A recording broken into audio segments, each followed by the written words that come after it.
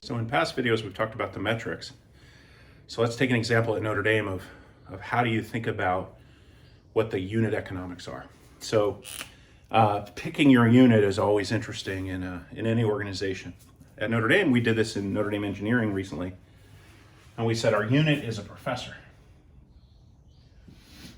So each professor at Notre Dame, as we said before, there's a 9-to-1 student-professor ratio. So each professor is responsible for 9 students. Each of those students spend about $36K a year with Notre Dame. So that's the revenue per professor if each professor is teaching 9 students at their tuition load. Then what we said is, then in engineering, so they got 9 students, so they teach, that's a big part of their job. And then they also do research. So in engineering, it's about $100K of revenue per grad student. Most profs have 5 grad students, 5-to-1. So this is a 9-to-1 undergrad and 5-to-1 PhD student. So PhD students don't pay tuition.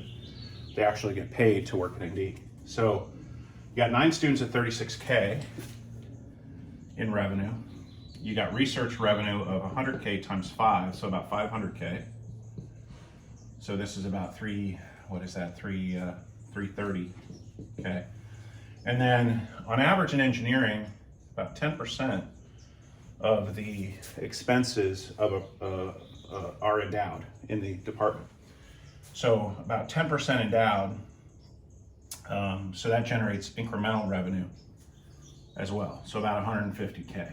So you have about $1 million of revenue per professor. Then you have expenses.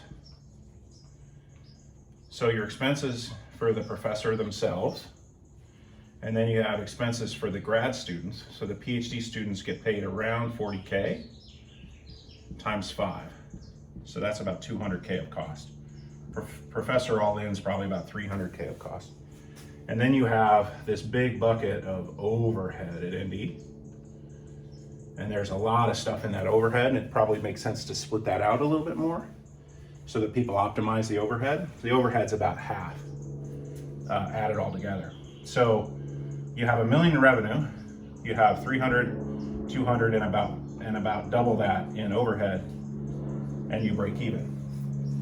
So if you notice the units here, professor teaching 9 students, right? That's a great ratio. We don't have to make that any smaller. So there's no optimization needed on that. PhDs, about 5 is kind of the limit of what they can do.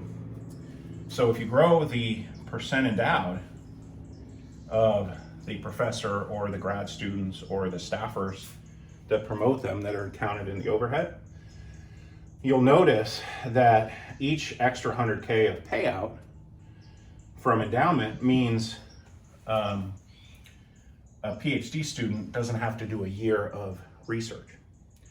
So you pay the PhD students 40, and they deliver most of the research revenue at 100. So that's a great ratio. The problem today is they have to spend all of their time doing research. Now, if the research grants that the professor got are all perfectly aligned with the mission of being a force for good, then every minute they spend on research is helping advance the mission of the university. If the research is unrelated to the mission, then the PhD student is not helping move the mission forward with their research. So if you endow existing OpEx, so more endowment of the professor, more endowment of the PhD student stipends, you can actually have some of your research years be force for good years. So what we're talking about in the next strategic campaign is growing this number up so that the tuition revenue can go down and the third-party research dollars can go down and you can still break even.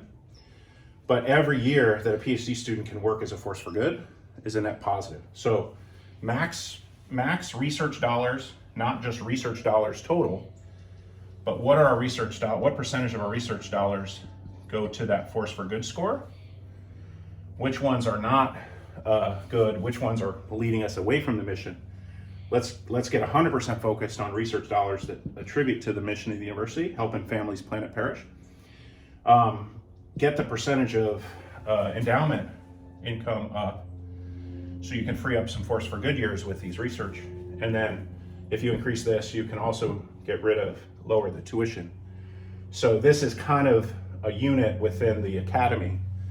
On the provost side of the world, you got a professor, 9 undergrads, and 5 PhD students, and these are your unit economics. Once you lay it out as your unit economics, it's real easy to see how to optimize and how to get it better at serving the customer, which is the student and the Notre Dame family, and how you can get the mission, not only the mission metric, but the stewardship metric working ever better. Now, if you notice, science and engineering are heavy in research revenue, right? There's more revenue from research than from student tuition already in those groups.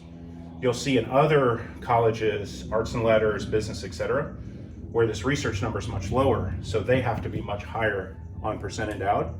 In engineering, you don't really need any more endowment to run break even, but you'd love to see this number go up so that you can have more force for good years on the research side, and if this number goes up, you can lower tuition and make Notre Dame more affordable for all families.